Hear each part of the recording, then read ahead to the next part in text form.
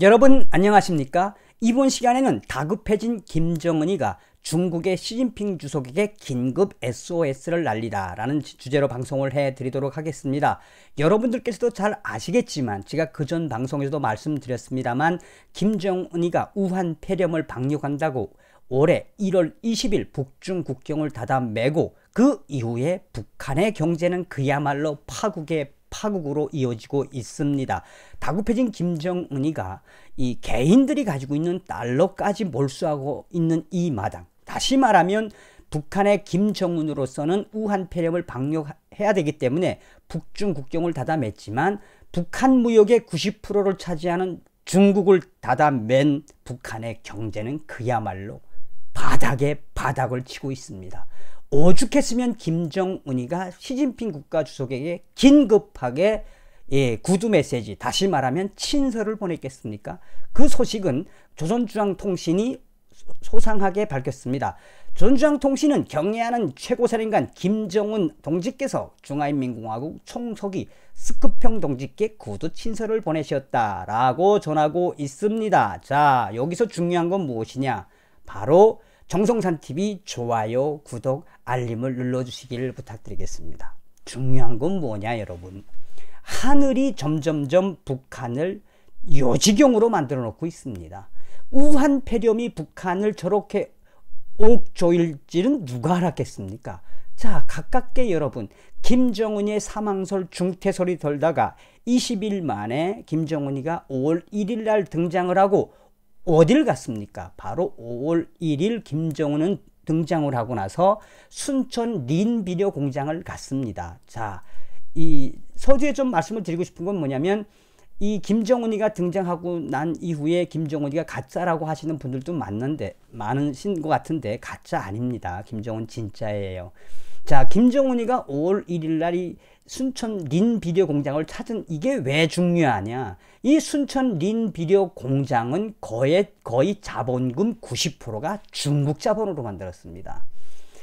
이 김정은이와 시진핑과의 밀월의 관계는 무엇으로부터 봐야 되느냐? 2014-15년도부터 봐야 됩니다. 스크평 동지 시진핑이가 중국 국가주석으로 등장을 하고 나서 김정은이는 이 3차, 4차, 5차 핵실험을 했습니다. 그래서 사실은 스크평, 중국의 시진핑이는 김정은에 대한 좋은 감정이 없었습니다. 그래서 김정은이가 수차례 중국을 방문하겠다고 했지만 시진핑이는 만나주지 않았습니다. 그러다가 만나준 것이 이제 2017년, 18년 이제 이때 아니겠습니까? 그런데 여기서 하이라이트를 찍은 건 뭡니까? 작년도 6월달 시진핑이가 평양을 방문했습니다. 왜 방문을 했습니까? 한마디로 미중 무역 전쟁에서 또 미국과 중국의 이런 패권 전쟁에서 북한의 김정은이를 사냥개를 쓰기 위해서 시진핑이는 평양을 방문했습니다. 자, 그 당시에 시진핑 주석이 평양을 방문하고 나서 이 중국이 국가적 차원에서 밀어줬던 게 무엇입니까? 바로 관광객입니다. 시진핑이는 트럼프하고 한 약속이 있습니다. 그것은 바로 2017년 김정은 정권에게 했던 대북 제재에 러시아와 중국이 서명을 했습니다.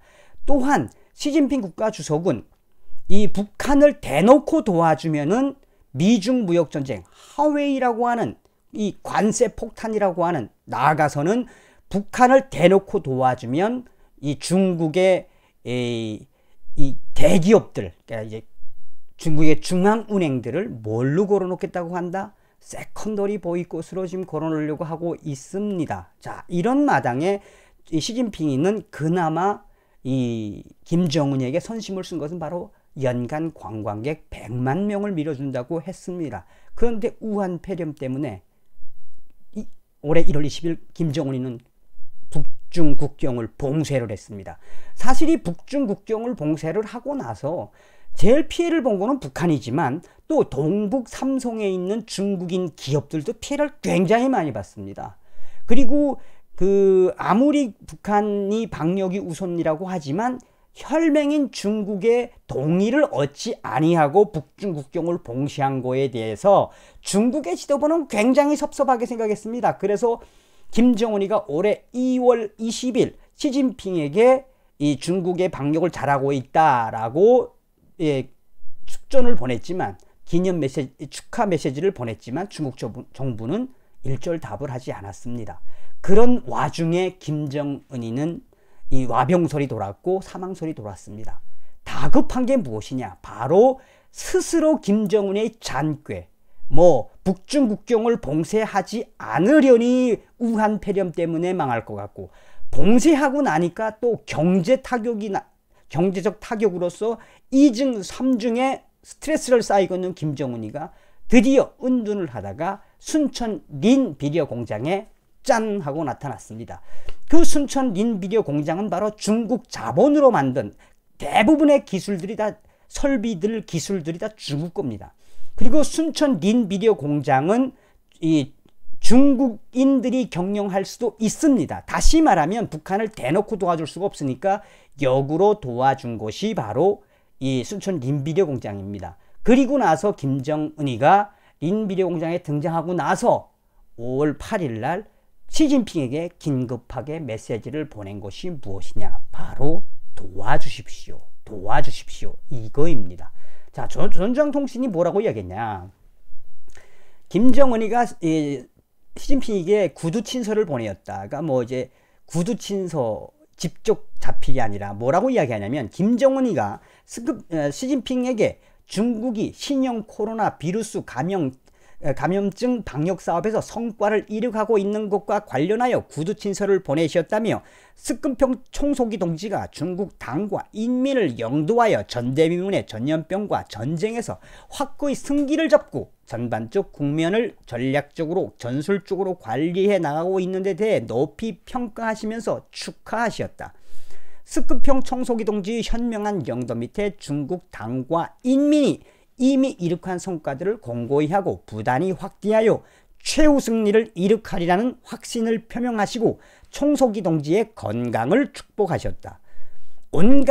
역사의 온갖 시련과 도전을 이겨내며 굳게 다져진 조중 두 당 사이의 관계는 날로 긴밀해지고 더욱 건전하게 발전하고 있으며 중국 공산당 전체 당원들에게 전투적 인사를 보내었다. 자, 이게 여러분 김정은이가 시진핑한테 그냥 대놓고 도와주십시오 라고 한 말하고 똑같은 거예요.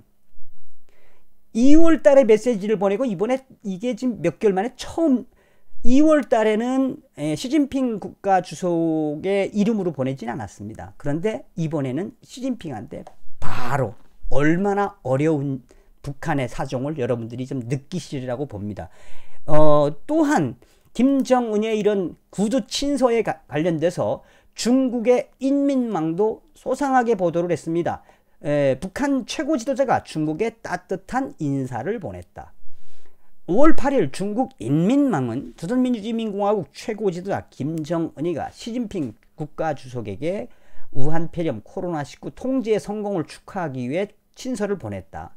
또한 양측 관계는 모든 종류의 시련과 역사의 도전을 극복하면서 견고히 강화되고 있다.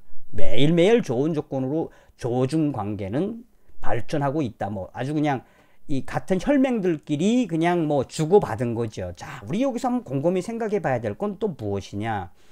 바로 여러분들이 아시는 것처럼 김정은이의 사망설이 돌던 4월 26일, 28일 이때 이 로이터 통신이 뭐라고 이야기를 했느냐? 슝타오라는 사람이야. 슝타오가 그러니까 중국의 대외연락부장, 우리로 말하면 외교부 한 국장 정도 되는 역할인데, 이 슝타오라는 사람이 50명의 위려진을 이끌고 북한으로 들어갔다라는 로이터 통신의 소식이 나왔었습니다.